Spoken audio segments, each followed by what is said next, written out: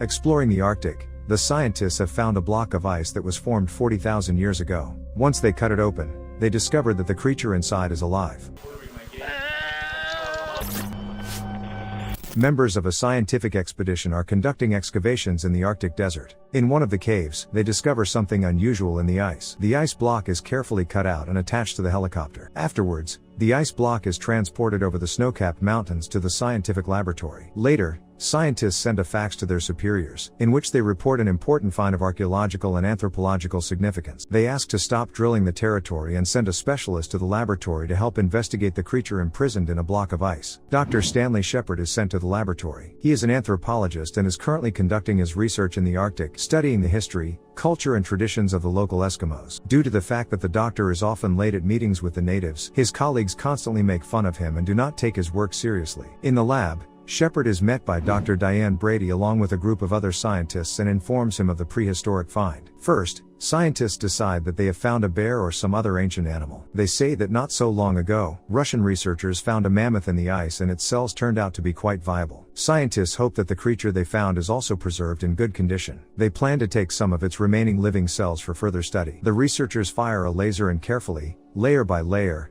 cut through the ice. Soon it becomes clear to them that it's not an animal that is imprisoned in the block, but the body of a caveman. Examining the appearance of the Neanderthal, Shepard concludes that in the past the man could have been a hunter and lived on Earth about 20,000 to 40,000 years ago. The anthropologist wants to take a closer look at the find, but Dr. Diana Brady, along with the rest of the scientists, intend to cut the Neanderthal into pieces and send it to the best research centers in the world for study. Shepard asks scientists to once again investigate the area of land where they found the Neanderthal, because an entire tribe of cavemen can be frozen in the ice. However, the search area can stretch over thousands of square miles, so he is denied further research. A prehistoric man is thawed and stripped of his clothing so that tissue samples can be taken for analysis. They give him a blood transfusion and attach electrodes to monitor brain activity. During testing, scientists notice that all living Neanderthal cells are preserved in perfect condition. Dr. Brady believes that in the body of an ancient person there could be some kind of cryoprotectants that help save his body from damage during freezing. Researchers continue to study the Neanderthal and in the process are surprised to notice faint wave activity in his brain. They decide to try to revive the man and give him ampules of calcium and adrenaline, after which they use a defibrillator. The heart of a Neanderthal begins to beat and all scientists freeze in place from the realization that their incredible discovery will soon excite the whole world. Iceman wakes up on an operating table, surrounded by figures wearing surgical masks. Not understanding what is happening, he begins to panic and in every possible way dodges an injection with sleeping pills. Only Shepard has the courage and humanity to take off his mask and show the Neanderthal his usual bearded face, allowing the poor fellow to plunge into a peaceful restorative sleep. After the scientists gather in a separate room and discuss the future fate of the Neanderthal, they understand that for an amazing discovery, at least the Nobel Prize is likely for them. In the Arctic, the team is studying a cryoprotectant to freeze all cancer patients in the future and unfreeze them when humanity finds a cure for this disease. Now, thanks to the Iceman, they will be able to figure out how to keep living body cells at extremely low temperatures and freeze people to gain immortality. Shepard does not support the enthusiasm of his colleagues and believes that a person should not live forever, because the planet is already overpopulated. Scientists decide not to say anything to journalists for now, so that their find will not be turned into the star of a TV show or commercial.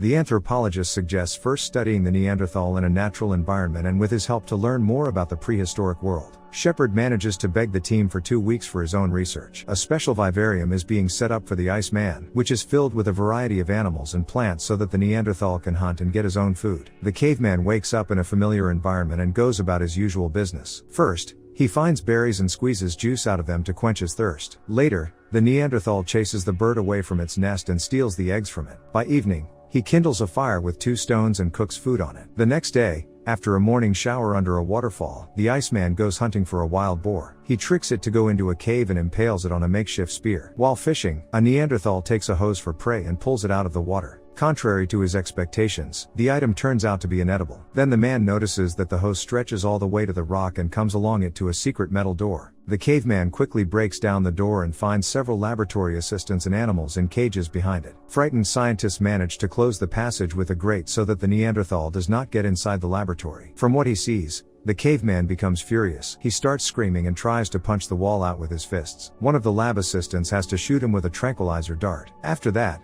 Scientists take the savage to the operating room to take additional tissue samples. Shepard tries to defend the Iceman's right to be treated as a human and not a scientific specimen. He reminds the scientists that they promised him to study the Neanderthal unhindered for 2 weeks. In response, Dr. Brady says that they should take advantage of the fact that the savage was put to sleep. In the evening, Shepard shows Dr. Brady a videotape of his observations of various tribes around the world. The video shows them displaying inexplicable physical abilities. Their skin seems to be invulnerable to fire and any other bodily harm. The anthropologist believes that caveman culture may provide clues to the study of the adaptability of the human body, citing ceremonies such as walking on fire. Shepard eventually persuades the colleague to let him into the caveman so that he can try to establish contact with him. The anthropologist enters a Neanderthal man's hideout without a weapon or protective suit. The caveman tries to drive the intruder away, but Shepard, despite his fear, gradually closes the distance between them. Curiosity takes over and the Neanderthal lets Shepard close to him and carefully examines him. He later pushes the scientist to the ground to do his own research. After making sure that the stranger is not dangerous and physically very similar to himself, Neanderthal decides to make contact. He pokes his chest and introduces himself as Charyu, after which Shepard calls him Charlie. The anthropologist also gives him his name. The caveman makes very similar sounds in response, making it clear that he remembered the name of a new acquaintance. The anthropologist notices that the scars on the Neanderthal's chest fold into the pattern of a large bird. The caveman makes various sounds and tries to explain something to Shepard, but the doctor finds it difficult to understand him. In order not to lose the progress made in communicating with the Neanderthal, scientists decide to use a professional linguist, Mabel. Researchers begin recording Shepard's conversations with Charlie on tape, after which a linguist analyzes the recordings and tries to decipher them. She tries to find logic in the savage's speech and find out how he constructs sentences. In the process of communication, men tell each other the names of things around them, such as a stone, a frog, or buttons on the anthropologist's shirt. One evening, Shepard begins to hum a song, tapping a piece of wood on a stone. The Neanderthal really likes the song and asks his new friend to keep singing. Soon the caveman gets into the rhythm so much that he begins to sing along with the scientist. In between communication, scientists conduct their own experiments with the Neanderthal. They try to identify the cryoprotectant in his blood by holding Charlie in extreme cold. Thanks to this substance, they will be able to freeze people for centuries. However, the experiments do not bring the desired results, and during one of the tests they almost kill the Neanderthal. Back at the vivarium, Charlie yells at Shepard, realizing that he is being experimented on. He wants to be free from torment and asks the anthropologist to kill him, but the scientist refuses to do it. Shepard asks Dr. Brady to help him communicate with the Neanderthal. He believes that contact with a female will help to discover completely new qualities in Charlie, and this will help to study him better. After much persuasion, Diana finally agrees to enter the caveman's hideout with Shepard. Charlie examines and sniffs Dr. Brady with interest. The Neanderthal then treats the frightened woman to a beetle and tries to mate with her. Shepard comes to Brady's aid and forbids Charlie from touching the woman, explaining to the Neanderthal that she is his girlfriend. The Iceman runs into the cave and brings Shepard the shiny hose thing. He offers to trade the item for Dr. Brady, but is again rebuffed. On the next visit, Charlie is in a great mood and scientists manage to learn something new about him. He draws a woman and 2 little men, and begins to speak enthusiastically about them in his own language. The scientists realize that Charlie is talking about his family and wants to know where they have gone. During a conversation, a helicopter hovers over the transparent roof of the vivarium, which greatly excites the savage. He begins to climb up the artificial rocks to catch up with the miracle bird. However, scientists have already given the order for the helicopter to fly away and not disturb the Neanderthal. Shepard again met with the Eskimos to learn from them the ancient legend of the bird, the messenger of the gods. They call the deity a name very similar to what Charlie called out to a flying helicopter. According to legend, a large bird should carry a person to heaven and bestow peace and eternal happiness. But if he sinned, the bird will punish him for his sins and take him to a completely different place. For example, the destruction of one's own tribe can be considered a sin. Shepard has a hunch that once upon a time there was an ecological catastrophe on Earth and all animals disappeared from the territory where ancient people used to live. Then Charlie decided to appeal to the divine bird and offer it to sacrifice himself in exchange for it returning the prey to the earth and saving his tribe from starvation. To communicate with the deity, the Neanderthal plunged into a deep trance and woke up already on the operating table in the laboratory. When Charlie saw a helicopter in the sky,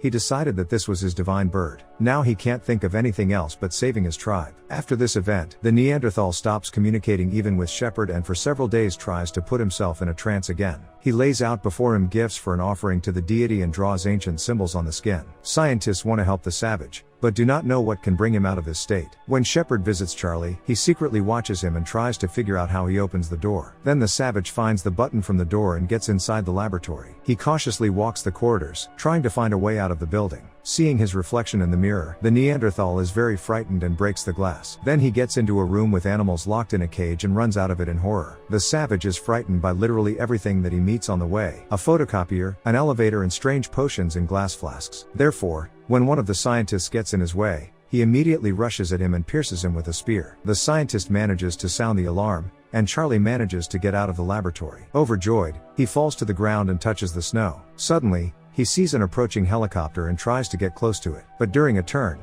the machine accidentally hits the Neanderthal and he loses consciousness. Charlie is returned to the lab and the scientists are relieved to find that he is unharmed. After what happened, he should become a guinea pig for scientists, without the right to freedom. Shepard wants a different fate for Charlie and insists that he end his search for the divine bird and have hope of saving his tribe. But the researchers refuse to help the savage and remove the anthropologist from research. Then Shepard negotiates with a group of caring scientists to help the Neanderthal escape from the laboratory unnoticed. Shepard walks with Charlie through the snowy desert. An alarm is sounded in the laboratory and people on snowmobiles and a helicopter are sent to search for the fugitives. Seeing that very big bird in the sky, the Neanderthal, fascinated, goes towards it. Shepard tries to stop Charlie, but the snow falls between them, creating an abyss. When the helicopter drops too low, the savage grabs onto it and takes off. One of the pilots tries to drag Charlie into the cockpit, but the savage has other plans. He is happy because he has finally found his deity and is ready to sacrifice himself. Charlie unclenches his hands and falls down with a smile on his face. Shepard watches his flight and rejoices for his friend who finally managed to fulfill his dream and gain long-awaited freedom.